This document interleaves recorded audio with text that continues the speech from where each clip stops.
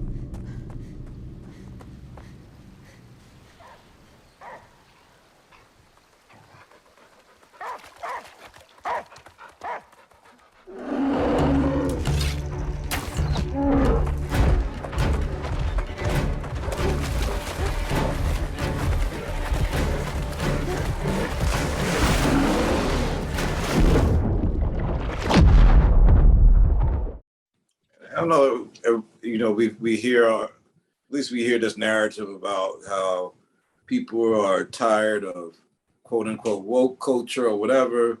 But I mean, over the last several years, me not having, growing up around many indigenous people have had that much interaction. I've been, exposed to Reservoir Dogs, it's a show on AMC, and I'm seeing, like you said, like a lot more indigenous actors get roles that speak into their own particular cultures and everything else. How does it feel to like see that, be a product of people like fighting for representation, and to see that now the studios are taking a listen and saying, hey, yeah, we want to do this. We want this female indigenous heroine. Like, how does it feel to be able to be part of that, the head of that spear of this time and lead, this movement? Cause I could see Kristen Stewart playing this character, 10, 15 years ago. And now Yeah. they really found like a Yeah. great.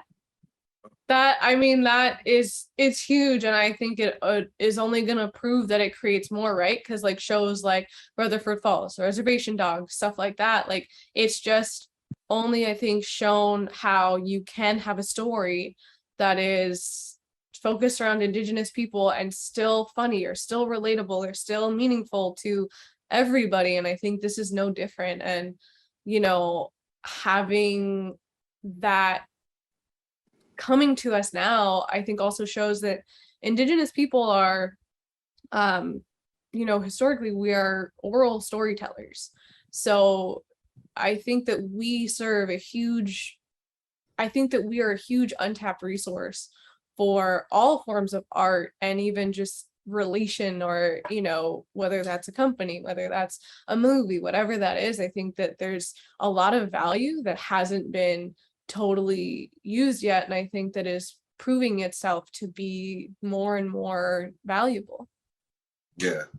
Well, I can't wait to see more projects for you. I seen the one where you was on the truck and with well, I can't wait to see more of you because you did a great job, and I can see that you could be a action star from now to come. So just keep doing your thing, but keep on watching. Thank you. Dakota, how you doing? Doing well, man. How you doing? Pretty good. Look, I mean, I'm just reading up about you. I've just been introduced to you on screen. I believe this is your theatrical debut. But I want to hear about your music because I know you've been doing that professionally before you got on the big screen. So tell me a little about your sound and how long like you've been performing. Sure, yeah. I started playing music when I was about 13 years old for a job, and I kind of kept doing that. I grew up in Arizona, but eventually me and my family moved to Nashville, and I was playing music out there. Played music out there for a lot of years. Working a regular job during the day and the music at night. And eventually started doing the music full time. We kind of play kind of a country, we kind of split genres a little bit sometimes, and yeah. So I started doing that, and then COVID struck, and that kind of squashed a lot of things for us. So we were kind of just in survival mode, and then magically got this gig. I thought then and knew how this was gonna go. I told myself that I was in control. Tell me a little about your native roots. I know that you have Scottish, English, and Mexican all mixed into the ethnicities, but how culturally close are you to your native roots, and do you do any of the annual traditional things that I believe is the pueblos that do you do any of those things that y'all traditionally do? Well, I'm a descendant of Okewenge Pueblo on my mother's side. I've also got some Apache on that side, and a couple other things as well. But growing up, I grew up in Arizona, so I was near Flagstaff, and I was most of my friends were Navajo, so I kind of grew up with more of the Navajo Apache culture growing up. So culturally, that was more what I was close to. So I love my Navajo homies. So I kind of grew up with a blend in my household. There was the native culture, there was the Chicano culture, there was the white culture. And in the Southwest, I feel like that's so prevalent. There's so many kids like me who are mixed with a whole lot of things. I think it mixes beautifully, and it's just so cool to have multiple different things to grow up with, because you can never be prejudiced to anybody, because if you're 5 or 6 different things, it's like it just doesn't make sense after a while.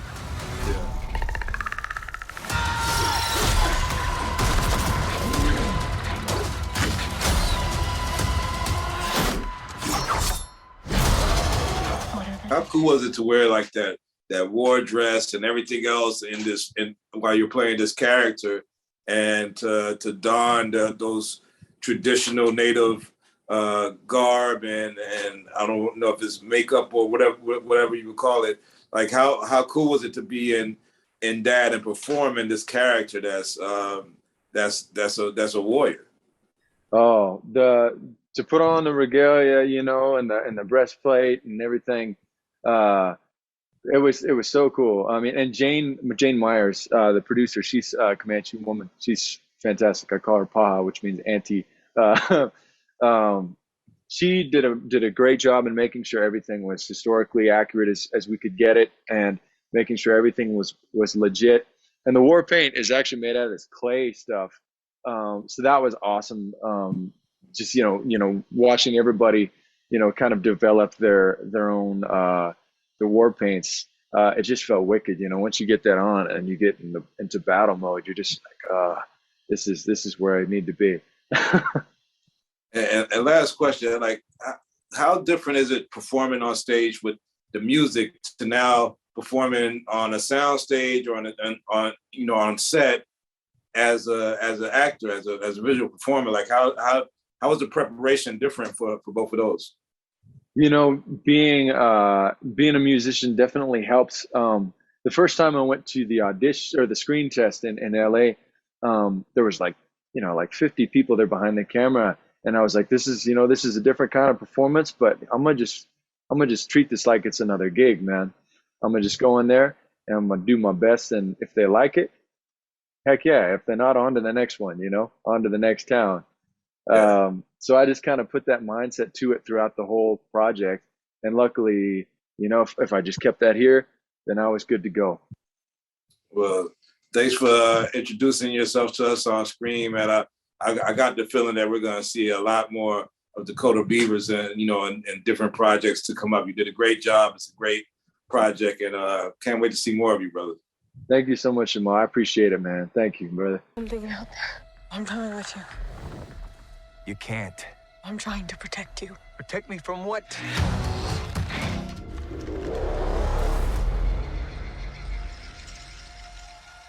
It's time.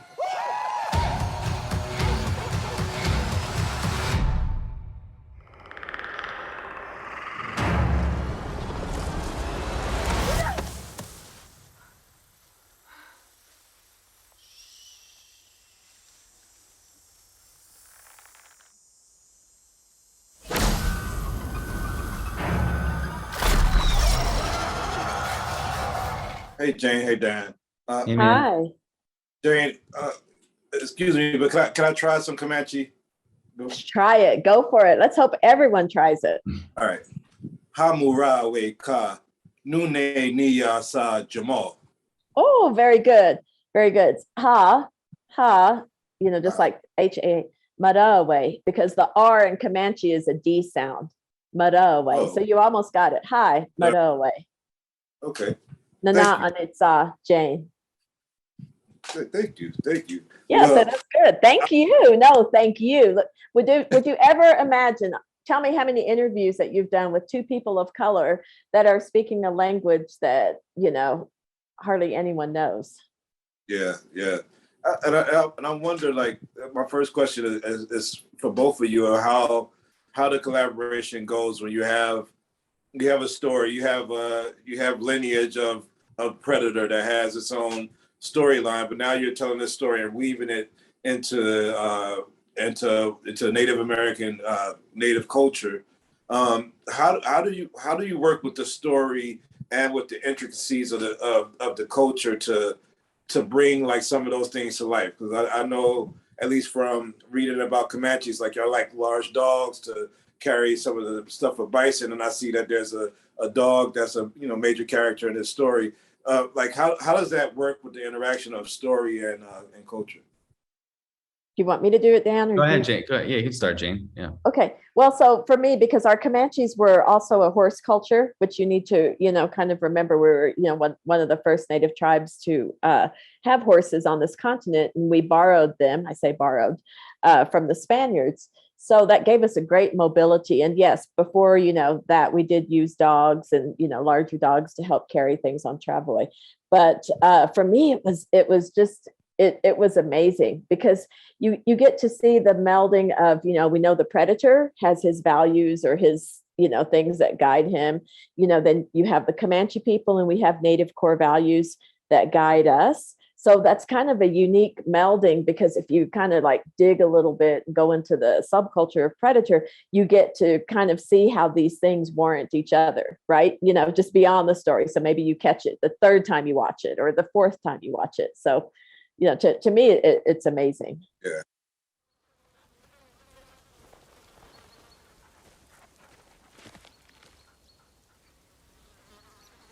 Whitetail.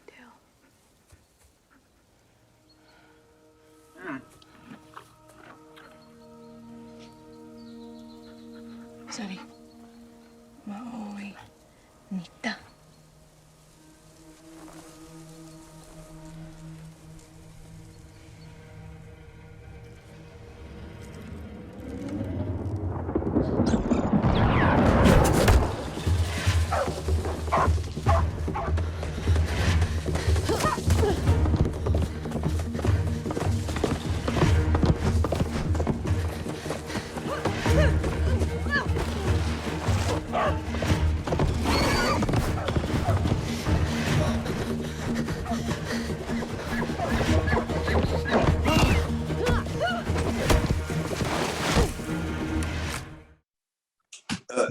Dan, for you, like I know that you directed the first episode of The Boys, which is taken off and become this great hit series, as well as a huge episode of Black Mirror Playtest. But this film, I know it's coming out on Hulu and it's a Fox product, but it feels like it's a big screen product. I mean, I know that pandemic changed a lot of things, but when creating this thing, do you feel like this is still something that you want people to experience on a big IMAX theater and see these big landscapes that you have and these shots that you have for this project? Yeah, I mean, we never made it thinking, well, this is just for streaming, so we don't need to try as hard or whatever. It always, and there are thankfully some theatrical experiences that people can have with the movie. But no, we made it with, the idea of it being on giant screens and giant sound and making sure that it was an impactful cinematic experience. And then, the thing that's harder as a filmmaker to accept, but really exciting as a consumer, is I don't need to spend the money and go to the theater to see it, that you get to watch it at home as soon as it's released. But that it's not a lesser product that's coming straight to your home, that it is a giant screen product that's being delivered to your door. But hopefully there will be some theatrical experiences for people to have with the movie as it continues on and just before it comes out. Well, I really appreciate the blending of culture and story and this Predator, which I've loved forever, and I like the characters in this and the action, and it was really a very quality story. It didn't feel like it felt like it needed to be made, and I'm glad that you guys were behind it and gave it authenticity. Thanks for your time, and I hope we get to see more, because you got some great actors and characters in this that I like to see more from. Awesome. Thank you. Great to meet you.